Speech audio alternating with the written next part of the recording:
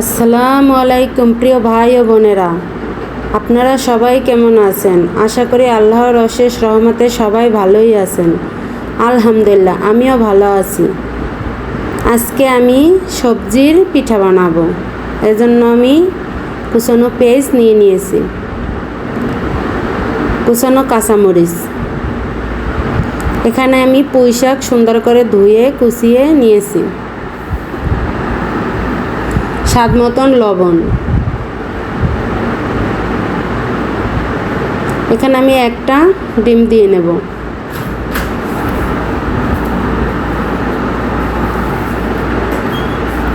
এখানে আমি গরম মশলা নিয়েছি পরিমাণ মতো,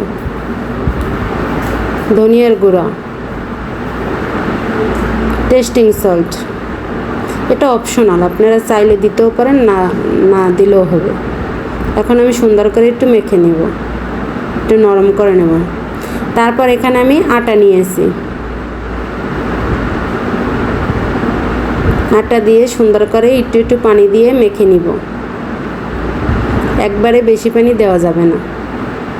আমি হাত দিয়ে মাখতেছি, আপনারা চামচ দিয়েও মাখতে পারেন। আমার কাছে হাত দিয়েই কমফর্টেবল লাগতেছে।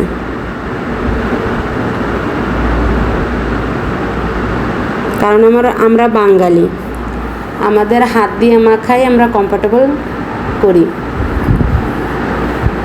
এর চেয়ে শান্তি এর কিছুতে নেই। এখন আমি একটু টেস্টিং সল্ট দিয়ে মেখে নিলাম।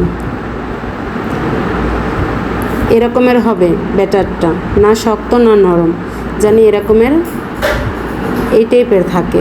এখন আমি বড়াগুলো একে একে দিয়ে দেব।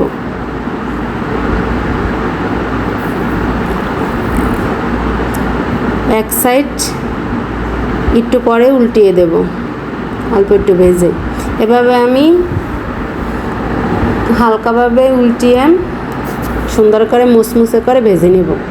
এটা খেতে দারুণ মজা হয়, অনেক মুসমুসে হয়। একদিন আপনারাও বানাইয়া খাইয়ে দেখবেন, অনেক মজা হয় খাইতে। এখানে অন্য সবজিও অ্যাড করা যায়। আজকে আমি শুধু পুঁই শাক দিয়ে বানাইলাম। যে সকল ভাই বোনেরা আমার ভিডিওটি দেখেন এবং লাইক সাবস্ক্রাইব করেন, তাদেরকে অন্তরের অন্তঃস্থল থেকে অসংখ্য অসংখ্য ধন্যবাদ। আর যারা ভিডিওটি দেখতে দেখতে একটা লাইক সাবস্ক্রাইব কমেন্ট করতে ভুলে যান, তাদেরকে অনুরোধ, প্লিজ একটা লাইক সাবস্ক্রাইব। এভাবে আমি বড়াটা দুইবার উল্টিয়ে পাল্টিয়ে সুন্দর কালার করে ভেজে নিয়েছি অল্প জালে। এখানে চুলার আঁচ কমিয়ে রাখতে হবে। আমার একবারে ভাজা হয়ে গেছে।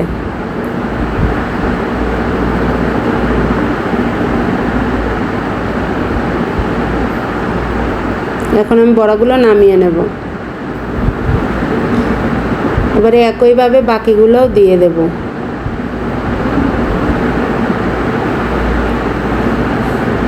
যারা আমার ভিডিওটি দেখতে দেখতে আমার সাথে এতদূর চলে আসছেন, তাদেরকে অসংখ্য অসংখ্য ধন্যবাদ। প্লিজ একটা লাইক দিয়ে ভিডিওটি কন্টিনিউ করবেন। আর বড়াটা কেমন হইল কমেন্টে জানাইবেন।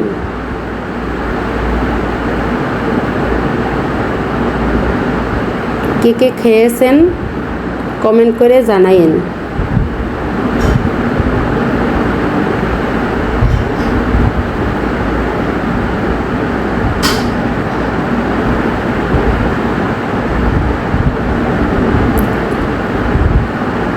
এইভাবে আমি সব বড়াগুলো ভেজে নিয়েছি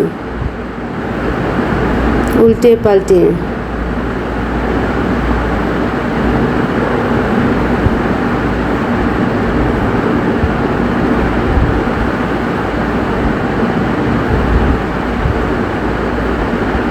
মাশাআল্লাহ, আমার সবগুলো বড়া ভাজা হয়ে গেছে। আবার দেখা হবে নতুন একটা রান্নার ভিডিও নিয়ে। ততক্ষণ সবাই সুস্থ থাকুন, ভালো থাকুন, পরিবারের দিকে খেয়াল রাখুন, নিজের যত্ন নিন। আজকের মতন সকলের জন্য ভালোবাসা ও দোয়া রেখে আল্লাহ হাফেজ।